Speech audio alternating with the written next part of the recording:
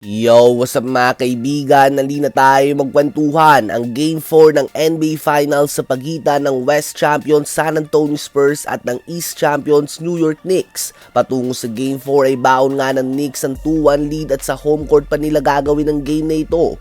Ganun pa man, another bad start nga para sa kanila sa game na ito mga kaibigan. Sa unang minuto pa lamang ng game ay nakadalawang foul na kaagad si Karl Anthony Towns kaya naman kinailangan niya munang maupo. Habang perfect start naman para sa San Antonio Spurs. In less than 3 minutes ay nakabuo na kaagad sila ng 12-2 lead. Nagpapaulan nga mga kaibigan ng Spurs ng 3 points. Nakakarami na si Devin Vassell at may tig-iisa naman sila Wemby, Fox, Harper at Champagnie. Sinusubukan din nga nilang ipisikal si Wemby subalit hindi naman ito nagiging epektibo, bagkus mas nagiinit lang nga si Wemby mga kaibigan. Napipiko na din sa kanya si Mitchell Robinson at tinatawanan lang nga ito ng youngest defensive player of the year winner.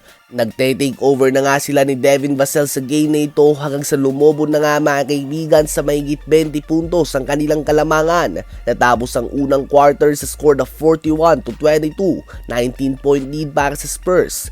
13 points si Wemby at 12 points naman si Devin Vassell. Ang Spurs ay may 6 na kagad na 3 points mga kaibigan. Sa second quarter ay patuloy pa din nga na nagpapaulan ng 3 points ang Spurs at talagang tahimik na ang mga Knicks fans sa magkakasunod na 3 points na ito. Nawala na nga ang panta-trash talk ng kanilang mga fans nang malubog sila sa 25-point deficit. Si Dylan Harper naman ay automatic nga na malaking ambag nito sa Spurs offense at dagdag sakit sa ulo naman ng Knicks defense. Parang hindi nga talaga rookie kung maglaro ito. Umabot na sa 29 points ng kanilang biggest lead at talagang pinupulbos na nila ang Knicks. Natapos ang first half sa score na 76-49. 15 points si Devin Vassell on perfect 5 of 5 shooting sa field. 16 points, 7 rebounds sa si Wemby. 13 points, 4 assists si De'Aaron Fox at 15 points off the bench si Dylan Harper. Sa Knicks naman ay 19 points sa si Jalen Bronson, subalit team game nga ang basketball mga kaibigan at hindi one-on-one. 60% sa field ng Spurs at malaking pinagkaiba sa game na ito ay ang 14 of 26 3 points ng Spurs kumpara sa 4 of 12 lamang ng Knicks. Yan nga na 10 pinagkaiba na 3 points ay 30 points na nga kagad yan mga kaibigan.